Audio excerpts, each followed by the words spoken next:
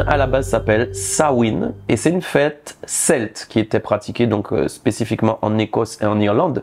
Et le but de cette fête, c'était tout simplement de briser la frontière entre l'esprit des morts et l'esprit des vivants. Donc forcément, c'était pour créer une connexion entre les morts et les vivants.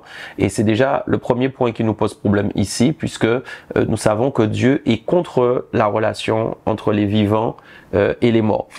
Cette fête n'était pas juste une fête pour casser cette frontière, mais c'était aussi un temps où justement il se déguisait pour chasser les esprits étrangers.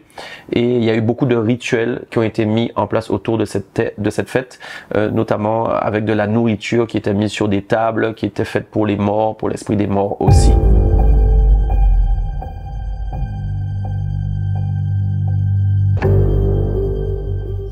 Eh bien oui, voilà, le but c'est que le diable est très malin, il ne veut pas évidemment que les enfants trouvent que Halloween est une fête bizarre, une fête démoniaque, une fête diabolique.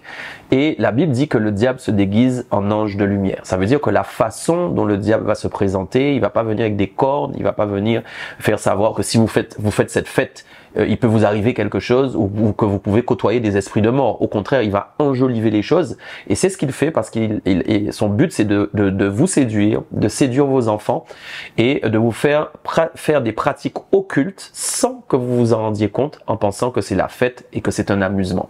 Donc oui, il y a un danger pour les enfants puisque si on reprend la base et l'origine de cette fête qui est en fait briser la frontière entre l'esprit des morts et l'esprit des vivants, si les enfants pratiquent cette fête, vous les mettez en danger. Parce que sans le savoir, des esprits de mort peuvent venir les attaquer dans leur nuit, dans leurs rêves, les attaquer même physiquement en fonction du degré d'amour qu'ils vont avoir pour cette fête. Parce que vous savez, tout est une question d'adoration. C'est soit on adore Dieu, soit on adore ce que le diable met en place. Et quand on aime trop les choses du diable, et forcément si on fait de cette fête une fête unique, une fête absolument extrêmement importante pour nous, et qu'on veut absolument la pratiquer, et qu'on pousse les enfants à faire ça, eh bien il y a réellement un risque spirituel qui peut aller jusqu'à un risque physique pour vos enfants.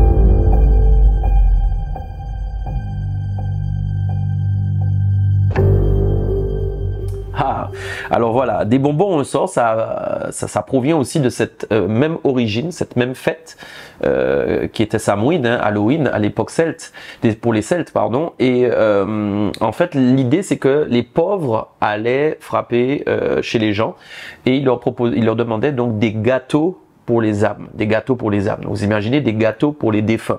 On ne peut pas donner un gâteau à un défunt, il n'est plus là.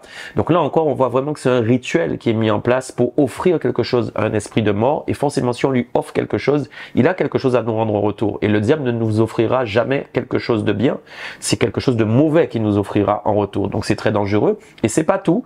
À l'époque, quand ils demandaient donc ce gâteau pour les âmes, ils promettaient à la maison qu'ils avaient visitée de prier pour les défunts, c'est-à-dire les morts de cette maison, donc les gens de la famille qui sont morts déjà auparavant, et ils promettaient de prier pour les morts. J'aimerais rappeler qu'il y a un texte dans Deutéronome 18, parce que des fois même les chrétiens se fourvoient et pensent que c'est une fête et qu'il n'y a rien derrière. Le Seigneur a dit qu'il ne veut trouver personne qui pratique la divination, qui recherche les présages, qui consulte les augures, qui s'adonne à la magie, personne qui jette des sorts. Vous entendez? Personne qui jette des sorts. On dit les bonbons ou les sorts.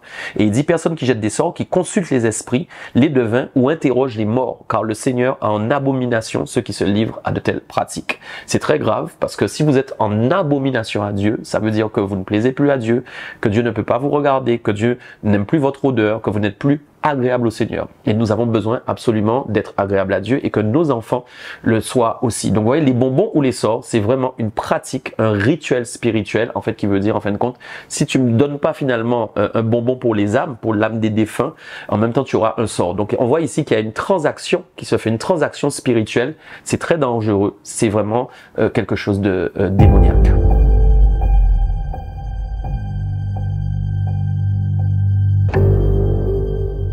Eh ben non, on se fait à ce moment-là des faux chrétiens et juste des chrétiens religieux. Et aujourd'hui, il faut comprendre qu'il y a deux types de chrétiens. Il y a des chrétiens effectivement qui sont totalement religieux, c'est-à-dire ils vont à l'église comme un rite, comme un rituel, mais il n'y a rien qui change dans leur cœur et ils ne cherchent pas finalement à savoir qui est le vrai Dieu et ce qu'il faut faire pour être en conformité à sa parole et lui plaire.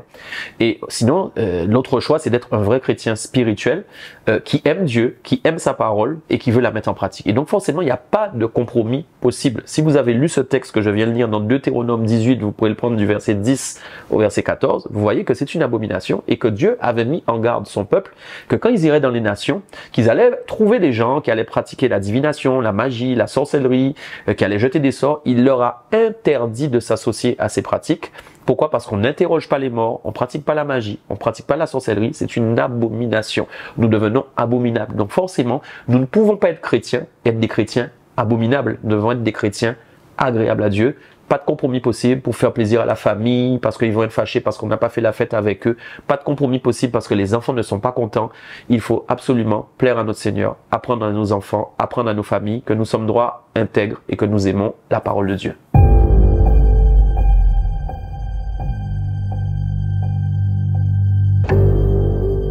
Et oui, c'est une apparence ludique, une apparence joyeuse, voilà, c'est la fête, il y a des bonbons. Vous n'avez qu'à voir une chose, pourquoi des déguisements aussi horribles? Pourquoi c'est ce jour-là, en fait, qu'il y a des films d'horreur qui sortent, que les gens ont envie d'aller voir des films d'horreur?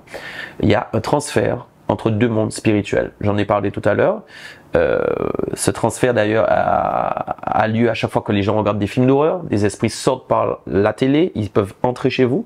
Quand des gens regardent des films d'horreur, souvent ils vous disent j'ai fait des cauchemars la nuit. Mes amis, c'est pas juste un cauchemar, c'est en fait quelque chose de réel. Il y a une transaction spirituelle qui a lieu. Et donc forcément, vous pouvez être attaqué spirituellement fortement en fonction du degré d'appartenance ou encore d'association en fait à cette fête ou encore aux pratiques qu'il y a autour de cette fête. Donc vous pouvez avoir des impacts dans la vie, il peut y avoir des accidents, il peut y avoir des incidents, certains esprits peuvent envoyer des maladies ou pire encore, esprits de mort peuvent essayer de vous tuer. Donc forcément, il peut y avoir de gros dégâts. Donc je crois que il est extrêmement important de ne pas banaliser cette fête.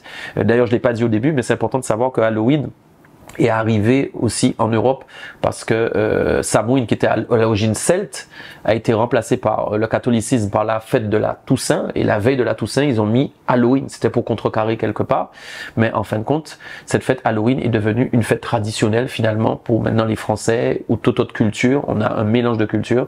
Et pourquoi? Parce que le diable veut absolument toucher un maximum de personnes.